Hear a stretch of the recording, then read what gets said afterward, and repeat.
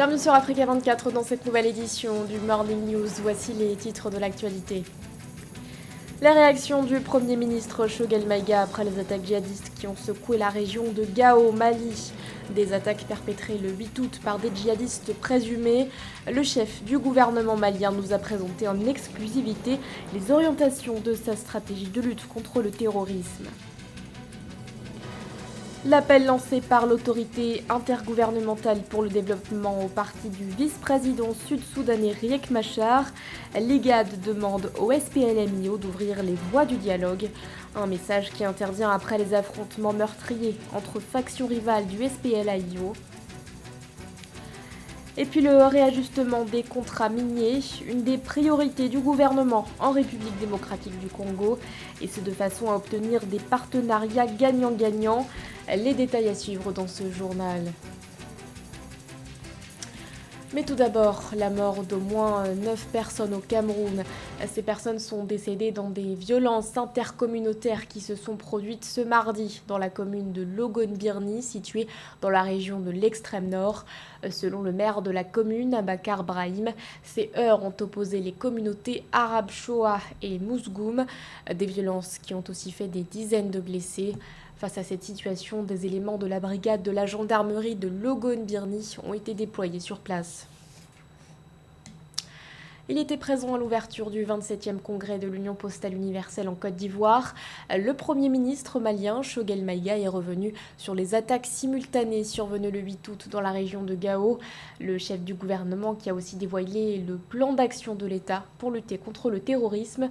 Parmi les points annoncés, un renforcement des effectifs militaires. Nathalie Mo.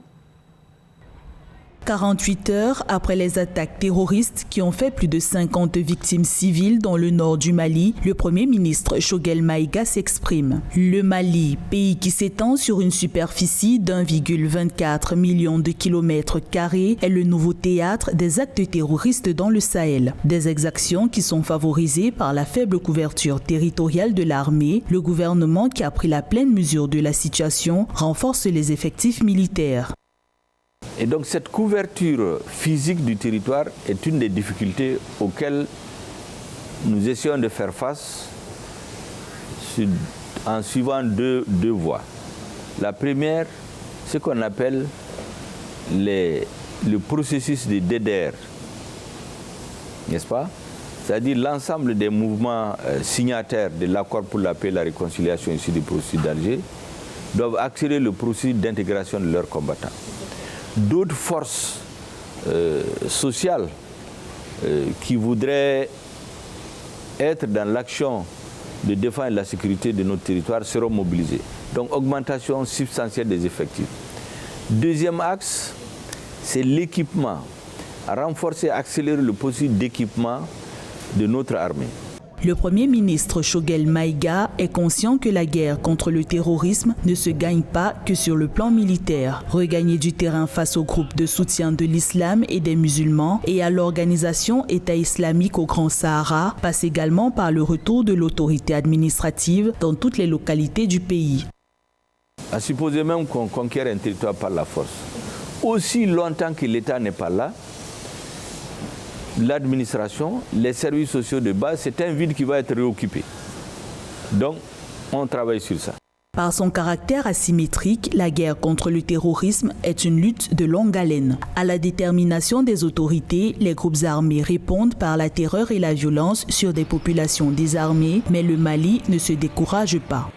Mais je dois donner l'assurance de la détermination des hautes autorités de notre pays à faire en sorte que de plus en plus de Maliens soient sécurisés. Nous avons été très touchés par ce qui s'est passé.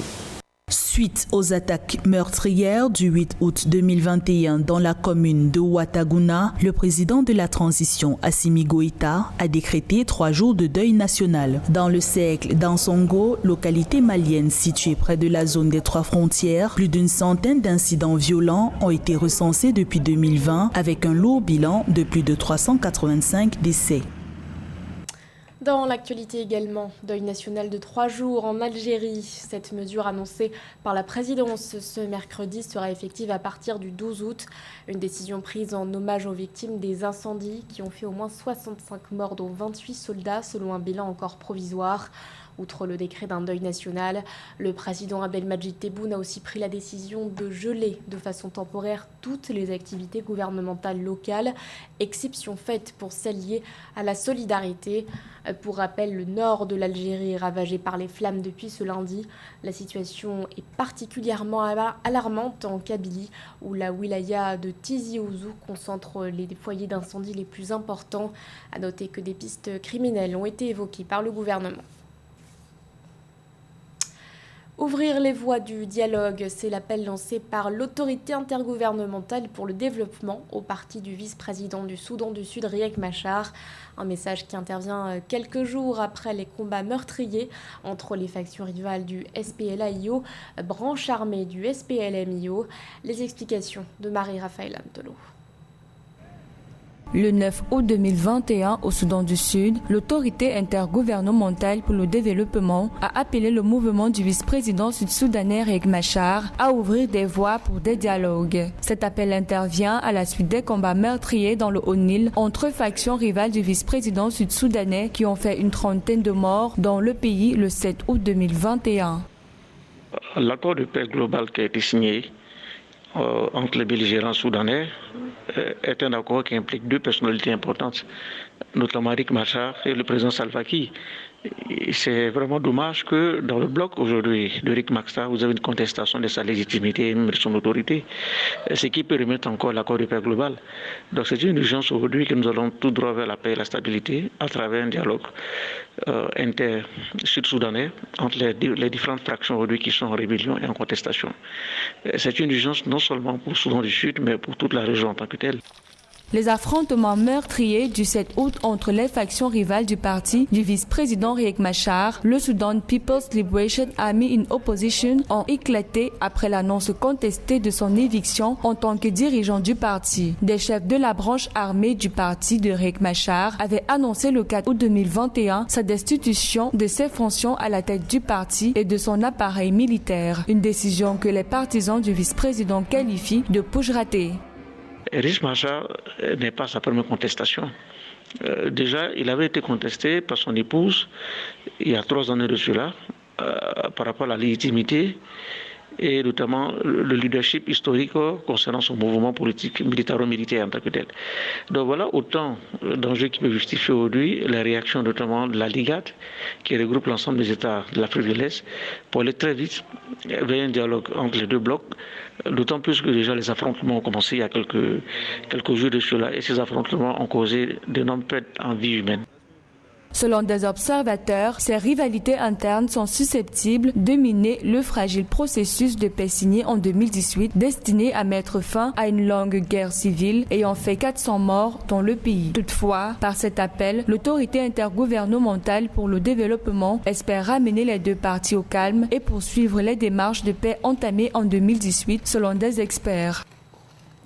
Renégocier les contrats miniers, c'est l'objectif affiché par le gouvernement en République démocratique du Congo. La ministre des Mines, Antoinette Nsamba, l'a réaffirmé ce 10 août dans le cadre d'une visite de travail sur les sites miniers. Objectif de ce réexamen, conclure des partenariats gagnant-gagnant. Joël Balou. Avec un taux prévisionnel de 6,9% en 2021 pour la production de cuivre, la République démocratique du Congo se positionne en tant que premier producteur minier africain. Conscient de l'impact de cette activité sur son économie, le gouvernement a décidé de révisiter les contrats miniers le liant aux exploitants du sous-sol congolais. Objectif, permettre aux Congolais de bénéficier directement des recettes des ressources minières exploitées. Il est temps que le pays réajuste ses contrats avec les miniers dans l'optique de sceller des partenariats gagnant-gagnant. Il n'est pas normal que ceux avec qui le pays a signé des contrats d'exploitation s'enrichissent pendant que nos populations demeurent pauvres.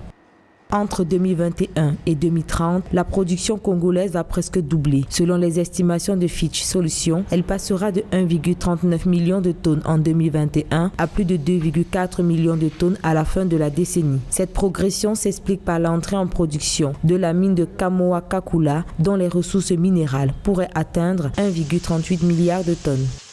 Le tour de génie que les autorités publiques malawites viennent de réussir en ramenant le cœur du marché du diamant là-bas chez eux à Gaborone, au Malawi, qui a fait en sorte que le Congo, notamment la République démocratique du Congo, puisse envisager également de réviser ces contrats, des contrats qui à mon sens sont parfois des contrats léonins, où on vous fait gagner en 20 ans ce que vous auriez pu normalement gagner en une seule année. Et par là également, aussi, il faut interpeller tous nos opérateurs qui sont impliqués dans la signature de ces contrats, d'être un peu plus patriotes. En rappel, le secteur minier est considéré comme le poumon économique de la République démocratique du Congo. Et cette nouvelle disposition est salutaire car elle vise à assurer une meilleure redistribution des richesses. Pour le gouvernement, ce sera aussi l'occasion de renforcer les mesures de lutte contre la fraude et la contrebande minière. Après plusieurs années de crise, la société Niger Post enchaîne les performances. L'adoption de nouvelles stratégies basées sur l'innovation et la proximité notamment ont porté leurs fruits. Entre 2017 et 2018, l'entreprise a connu une hausse notable de son chiffre d'affaires. Un reportage de notre correspondant Mahamat Ramadan. Présente au Niger depuis la période coloniale, l'accession du Niger à la souveraineté internationale a permis la création de l'Office des postes et des télécommunications, OPT. C'est en 2006 qu'elle a changé de statut pour devenir une société d'économie mixte dénommée Niger Post.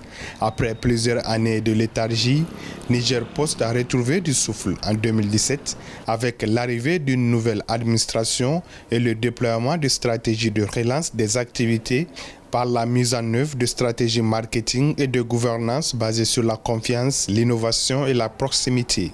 Ainsi, entre 2017 et 2018, l'entreprise postale a connu une hausse significative de son chiffre d'affaires prévisionnel, passant de 900 millions de francs CFA en 2017 à 3,2 milliards de francs CFA en 2018, consacrant une hausse de 255,5% pour l'entreprise nigérienne en un an seulement. On s'est dit pourquoi pas ne pas investir dans les grosses marchandises, puisque la plupart de nos produits, même si aujourd'hui on a un important trafic d'import, on s'est dit qu'il faut qu'on se place sur ce secteur-là. C'est ce qui a fait qu'on a créé une expertise en notre sein à travers un produit qu'on appelle Logistique Post.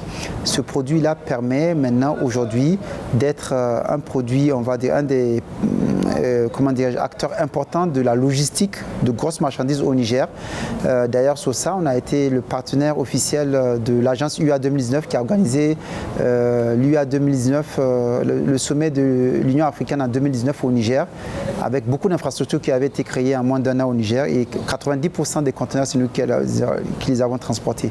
Société d'État concessionnaire de services publics, distributeur de courriers et colis, Niger Post offre depuis quelques années, à travers des innovations apportées, des services financiers, notamment les transferts d'argent, les paiements de factures et les comptes courants postaux.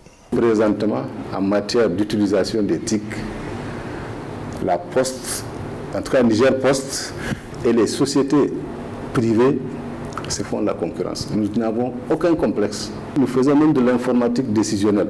Nous utilisons une BI qui nous donne la situation, qui donne au niveau des différents managers la situation en temps réel des transactions. La BI, Business Intelligence, qui permet de faire l'informatique décisionnelle, c'est dans des rares sociétés privées qu'on trouve cet outil. Mise en service de nouveaux produits, notamment à travers l'application de commerce électronique dénommée Kaomini, bancarisation des contractuels de l'État où un flux d'au moins 70 000 contractuels sont désormais gérés par Niger Post, sont entre autres innovations initiées par l'entreprise pour renforcer l'inclusion financière au Niger. Aujourd'hui, l'entreprise ambitionne de faire un chiffre d'affaires de 10 milliards de francs CFA. Et pour cela, la vision de Niger Post est d'avoir des ressources humaines de qualité, mais aussi une gouvernance financière proche d'une entreprise qui cherche des certifications ISO. Le Cameroun va pouvoir intensifier sa campagne de vaccination contre le coronavirus. Le pays a reçu plus de 158 000 doses du vaccin Johnson & Johnson, un lot acquis grâce au Fonds africain pour l'acquisition des vaccins mis en place par l'Union africaine. Nathalie Mo. Le Cameroun a reçu 158 400 premières doses du vaccin Johnson & Johnson Covid-19 dans le cadre du Fonds africain pour l'acquisition des vaccins AVAT mis en place par l'Union africaine.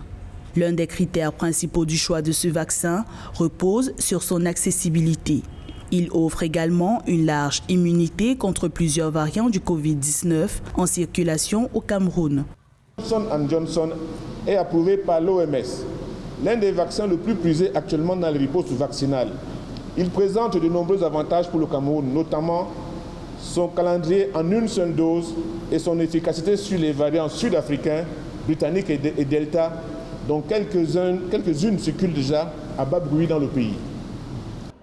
Le Cameroun est l'un des premiers pays à recevoir le vaccin Johnson & Johnson en Afrique. Les expéditions de cette molécule vaccinale se feront de façon mensuelle. À l'échelle du continent, l'objectif est de distribuer 6,4 millions de doses de vaccins pour le mois d'août et près de 50 millions avant fin décembre 2021. Nous voudrions que tout le monde au soit vacciné. Et donc là, je voudrais citer le travail que notre collègue des autres agences fait et aussi les autorités pour mobiliser la population à prendre la vaccination. C'est très important de le faire. Et aujourd'hui, à travers le vaccin de Johnson & Johnson, c'est un d'autres efforts que le gouvernement et les seuls partenaires font pour que le Cameroun ait le vaccin. L'organisation panafricaine veut déployer 400 millions de doses de vaccins contre le Covid-19 sur le continent. Le vaccin à dose unique Johnson & Johnson occupe une place de choix dans cette campagne avec une possibilité d'achat de 220 millions de doses. L'objectif continental de vaccination vise à immuniser 60% de la population africaine. Une initiative inédite et conjointe qui montre une intégration de la riposte contre le coronavirus impliquant les 55 pays membres de l'Union africaine. Ce journal a été réalisé par l'ensemble de la rédaction. Merci de votre fidélité. L'actualité continue sur Africa 24.